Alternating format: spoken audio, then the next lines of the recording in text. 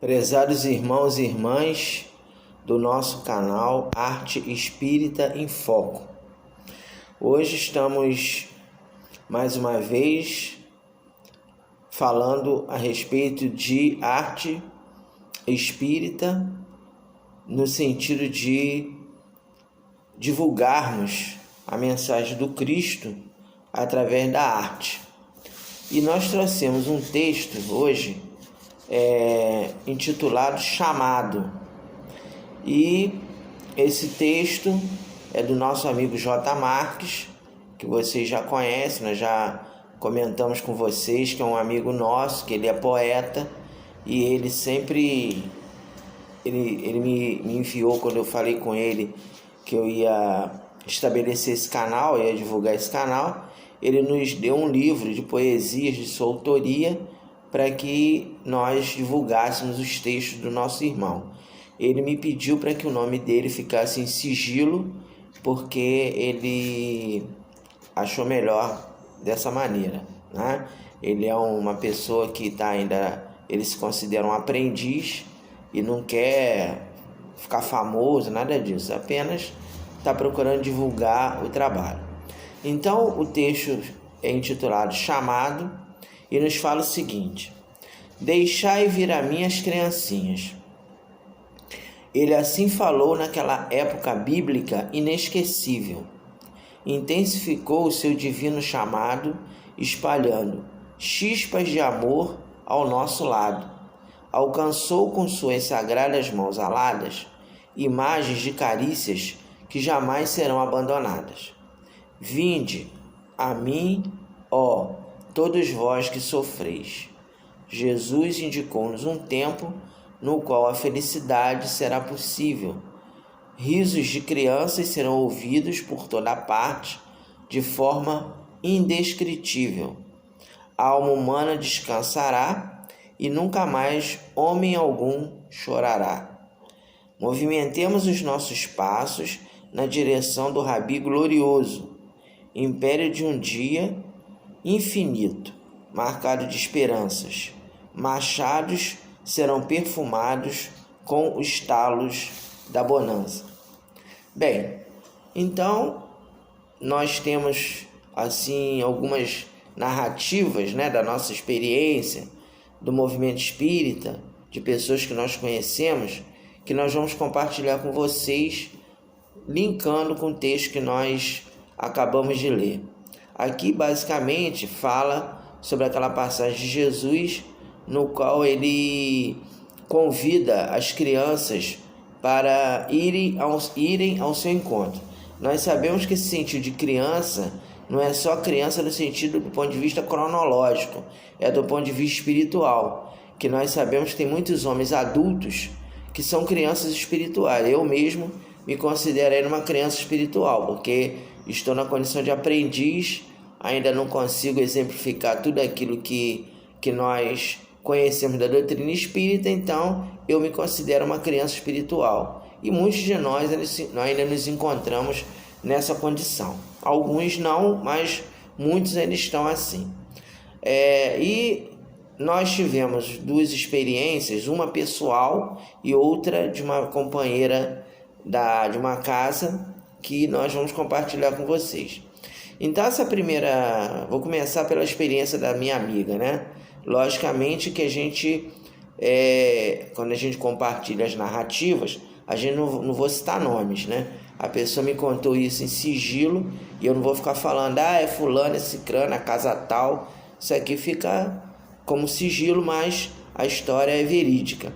Bem, tivemos uma amiga que nos contou um fato bem característico para linkarmos com essas situações. Ela nos falou, era uma companheira que era há muitos anos evangelizadora, e ela nos falou que uma das crianças que ela evangelizava se tornou dono do morro, morava numa comunidade com muitas dificuldades no tráfico, a presença marcante do tráfico, e uma das crianças, a casa espírita era próxima a essa comunidade, e uma das crianças foi crescendo e com 16 anos se tornou dona do morro.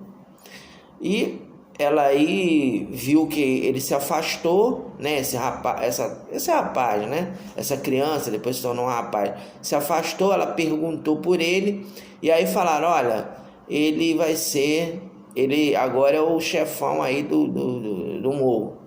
Então é melhor a senhora ficar longe, porque ele agora é outra pessoa, ele está muito violento, enfim. Então ele era caracterizado pela violência com os inimigos dele, né? Com aqueles rivais. Então quando ele brigava com aquelas facções, a vingança era bem cruel, né? Ele se tornou aquela pessoa assim bem endurecida. Bom, aí um dia ela orou pelo companheiro, né? E falou: bom, agora vamos aguardar, né, um dia que ele seja tocado por Jesus. Aí um dia ela estava evangelizando, chegou a mãe de um jovem da casa, chorando, e falou assim: dona fulana, eu estou aqui numa situação difícil, eu queria saber como é que a senhora pode me ajudar. O meu filho é do tráfico e ele vende drogas por fulano, que era esse rapaz lá que era o chefe. E foi considerado que ele roubou o tráfico, né? Que ele roubou ele vendeu a droga e não devolveu o dinheiro todo. Nesse momento eles estão fazendo um julgamento lá na Boca de Fumo e provavelmente vão matar o meu filho. Aí eu estou muito aflito, o que eu faço? Aí essa companheira falou assim: olha, vamos fazer o seguinte, eu vou lá você me leva lá na Boca, eu vou lá falar com ele, falar com fulano, que é o chefe lá da... Aí ela: não, dona fulano, não faça isso, ele pode matar a senhora. Ela falou: não, ele não vai me matar, ele não vai me matar, eu tenho certeza que ele não vai me matar. Aí fez uma oração, falou: ó, vamos orar primeiro para que os nossos amigos espirituais nos acompanhem. Aí foi lá, fez a oração e foi lá, ela foi até um determinado ponto, aí a mãe do garoto falou assim: olha, é ali, ó. Aí ela foi. Aí chegou lá todo mundo fortemente armado. E aí um dos rapazes falou assim, dos seguranças, né, do chefe, falou assim: o que a senhora está fazendo aqui? E tal. Aí ela falou: olha, eu queria falar com fulano. Aí ele conhece a senhora de onde? Aí ela falou: olha, diz a ele que eu sou a tia que evangelizou ele. Eu sou aquela tia que falava de Jesus com ele. Aí ela disse que todo mundo caiu na risada, né? Falou: ah, que nada, fulano, que Jesus, nada, a gente aqui já tá vai todo mundo aqui pro inferno, que Jesus. Ela falou: não, faz o seguinte, fala com ele que é a tia que falou com ele sobre Jesus, ele sabe quem é. Aí com muito custo ela conseguiu convencer os rapazes, e aí ele entrou lá na Boca, né, de Fumo, lá no local que eles estavam sediados. Aí foi lá, falou. Aí o chefe falou assim: não, eu conheço ela, manda ela entrar. Aí ela entrou, aí ele falou: o que é, tia? O que a senhora está fazendo aqui? O que a senhora quer? Aí ela falou assim: olha, ô fulano, eu vim aqui te pedir para você não matar o seu colega. Você lembra que ele era seu colega de turma na evangelização? Aí ele falou: ah, tia, mas olha só, o que acontece é o seguinte, ele roubou a gente.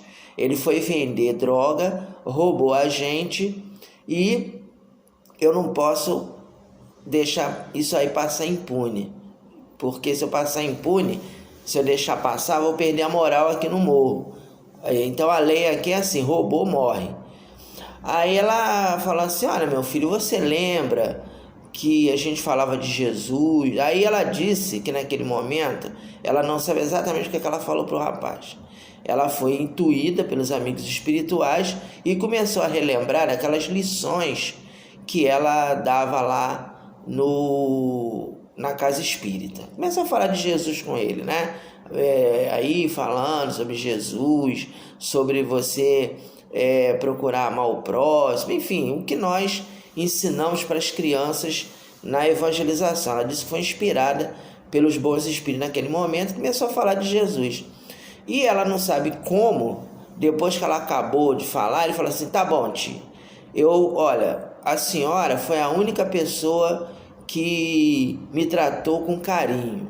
Nem a minha mãe me tratava com tanto carinho como a senhora, que a minha mãe, quando eu era pequena, ela me batia, ela me maltratava, o meu padrasto também me tratava mal. Então, minha mãe, para mim, se fosse a minha mãe que viesse aqui me pedir, eu ia matar o cara e até matava ela também.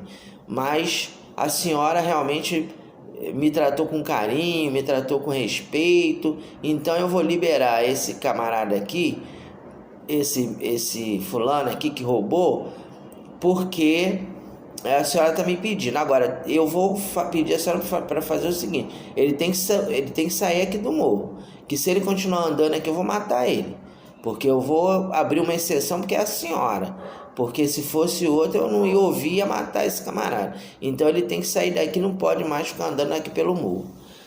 Aí foi lá dentro, né? Lá parece que num barraco lá. Foi lá dentro, trouxe o rapaz, falou assim: ó, eu só não vou te matar por causa dessa senhora aqui, ó, dessa tia aqui que foi da evangelização. Ela foi tua professora também. Você deveria, né, lembrar do que ela ensinou e veio aqui se meter com a gente. Agora tá querendo dar a volta na gente. Então você vai sumir daqui, você vai sair com ela daqui. E você vai sumir daqui. Se eu te encontrar de novo, eu vou te matar. E tô fazendo isso porque é a tia fulana que tá me pedindo. Senão eu não ia aliviar pro teu lado. Que você... Aí falou aqueles palavreados, né? Aquela coisa assim bem delicada, né? Você é isso, você é aquele, você é que e tal. Então sai daqui. Aí ela foi... Aí ela disse o seguinte, que antes dela ir embora, ela falou assim: fulano, eu posso te pedir mais uma coisa? Aí ele falou: ah, tia, poxa, eu já aliviei para a senhora ainda quer me pedir mais alguma coisa? Ela falou: não é nada demais, eu só queria te pedir se eu podia te dar um abraço. Aí ela foi lá, abraçou o rapaz. Ela disse que quando ela abraçou ele, o rapaz, né, o nosso irmão lá do trabalho, começou a chorar.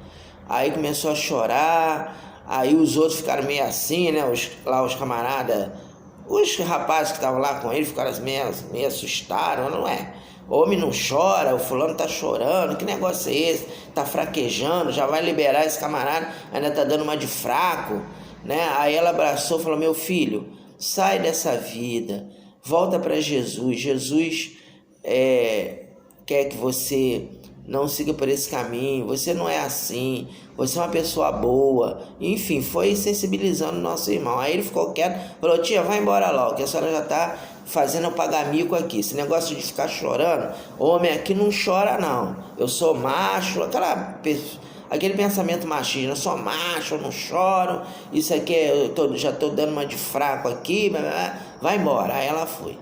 Aí foi lá, entregou o rapaz para a mãe e falou assim: ó, a senhora tem que sair daqui. Aí a moça falou assim: ah, dona fulana, mas eu não tenho para onde ir. Ela falou assim: olha, o que eu posso fazer é te dar eu tenho um dinheiro na poupança, você vai ficar na minha casa. Era final de semana, você vai ficar na minha casa, na segunda-feira eu vou lá no banco, vou te dar um dinheiro da minha poupança para você sair de lá, alugar uma casa em algum lugar para você e não voltar para lá, porque se tu voltar para lá, esse rapaz aí vai morrer.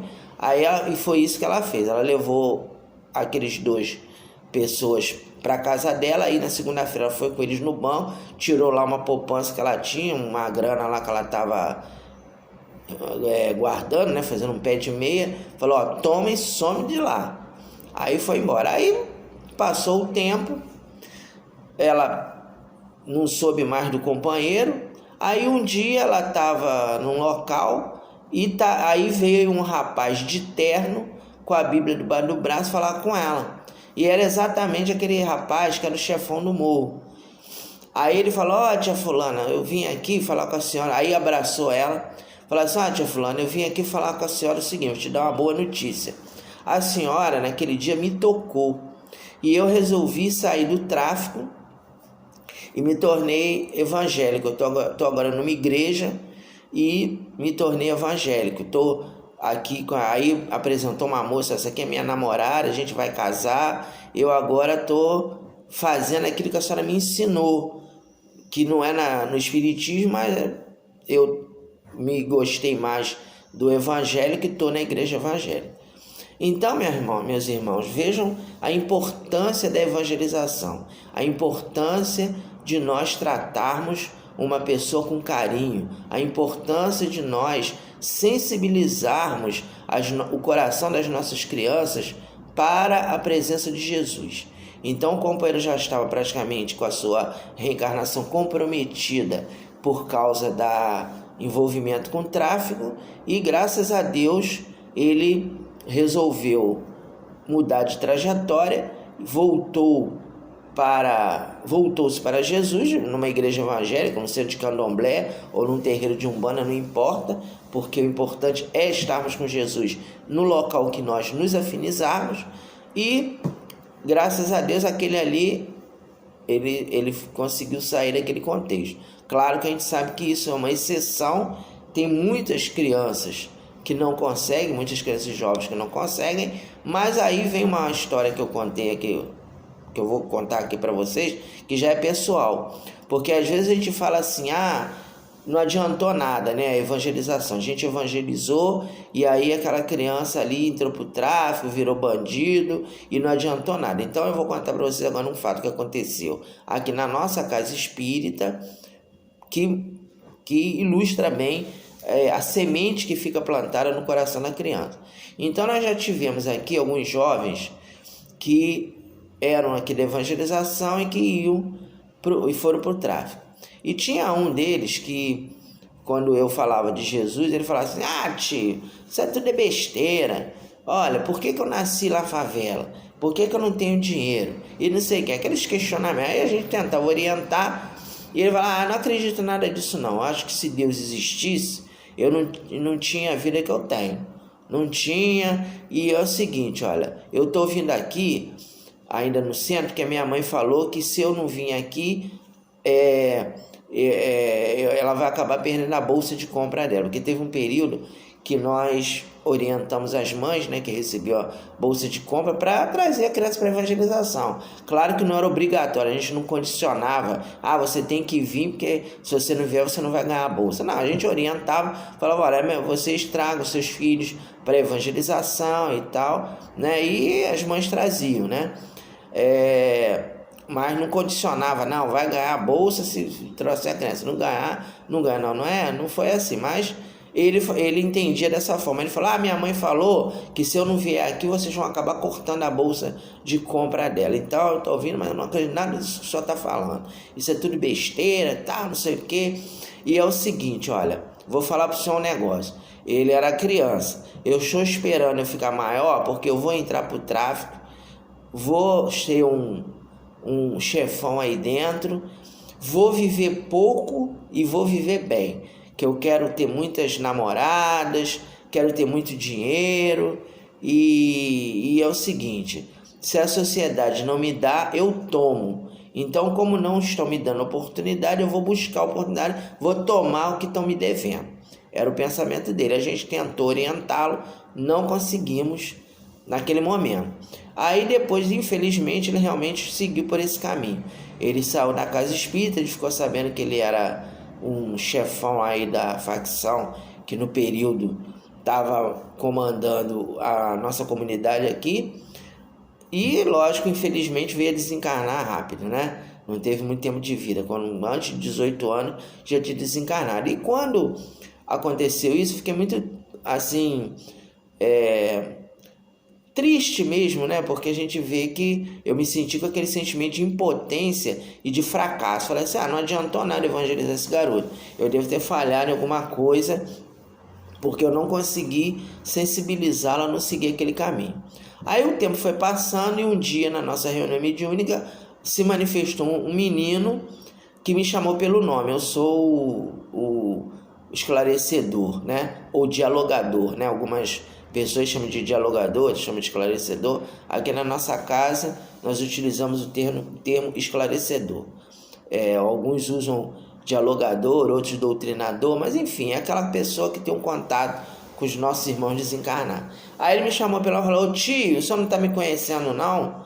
Aí era um adulto, né, um médium adulto dando passividade. Aí eu falei, olha meu filho, eu não estou te conhecendo. Aí ele falou o nome dele e falou assim, olha, o senhor não se preocupe, porque realmente eu segui um caminho errado, mas a única coisa que me salvou aqui no mundo espiritual foi aquelas aulas de evangelização que o senhor me deu. Então eu estou conseguindo me recuperar, porque eu lembrei daqueles ensinamentos que o Senhor me deu quando eu estava aí na casa espírita.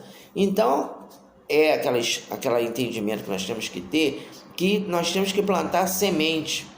A semente de Jesus tem que ficar plantada, vai frutificar no momento que o livre-arbítrio do ser determinar. A gente não tem o poder de mudar ninguém de imediato.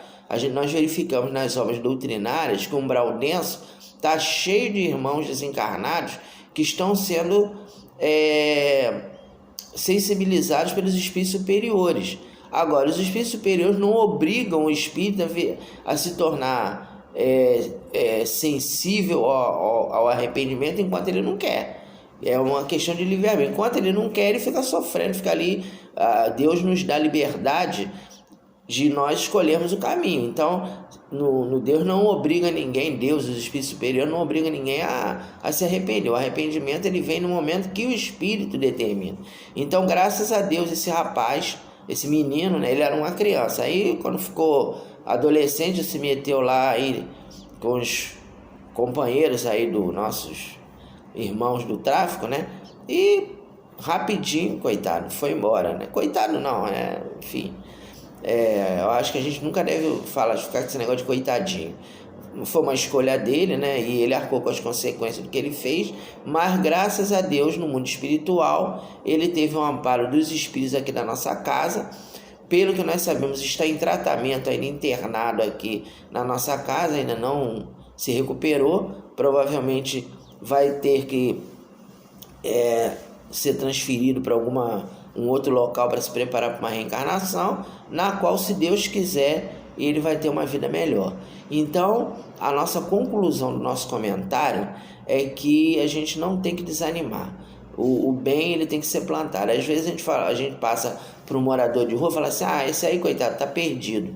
Mas se você fizer uma prece para aquele irmão, né, e pedir ao seu anjo da guarda, aos bons espíritos, para que o intuam, quem sabe se aquela prece vai dar um alívio para ele, pelo menos naquele momento, que ele pode estar querendo se suicidar, pode estar querendo fazer algo que não seja bom, né, roubar, matar uma pessoa, e aquele pensamento de bondade, a prece, neutraliza aquele mal. Encerrando então nosso comentário, nós vamos ler um texto que é também do J. Marx, essas narrativas evangélicas são dele também, e a gente vai ler para encerrar aqui o nosso bate-papo de hoje. Chama-se O Servo Vigilante, e o texto nos fala o seguinte: E ainda falou-lhes Jesus: Cinjam os vossos corpos para os poemas imutáveis, para que, quando chegar o poeta maior, vossos lábios estejam prontos para recitarem as mais belas rimas. Enriqueçam vossas vidas com as mais belas emanações de sonhos, de forma que os pássaros sobrevoem os mais belos amanheceres. Bem-aventurados os servos que vigiarem para o seu Senhor, pois serão servidos pelo próprio poeta maior. Na primeira, segunda e terceira vigília, o Senhor da poesia os convidará para um banquete repleto de luz, onde as nuances das mais encantadoras ilusões serão servidas. Tais servos canalizarão as correntezas de suas elegias na direção do oceano da vida, navegando em barcos alados, dispostos a recolherem todos os homens e mulheres disponíveis à semeadura de inesquecíveis poesias. O Senhor da poesia virá numa hora que não imaginais. Por isso é necessário que estejais preparados, estejais vigilantes. Pedro indagou: Esta parábola que dizes é para nós ou para todos? O Senhor esclareceu: Se um servo de um poeta disser, meu amo está demorando muito, e a partir dessa constatação começar a maltratar os criados com poemas repletos de sombras, a espancar as criadas com sonetos cheios de estiletes cortantes, a comer, beber, embriagar-se com o capitoso vinho da luxúria, virá o poeta num dia inesperado e atirará este servo invigilante para os descaminhos dos infiéis. E o servo que não se aprontar para receber o poeta com as mais tenras canções será açoitado com os dardos do destino, que penetrarão em sua pele, machucarão a sua alma e o farão suar as gotas das transpirações insensatas.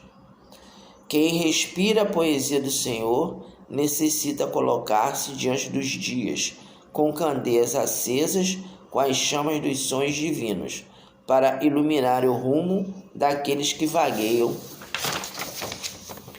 na ignorância. Pedro e os discípulos quedaram-se pensativos. Até o próximo vídeo.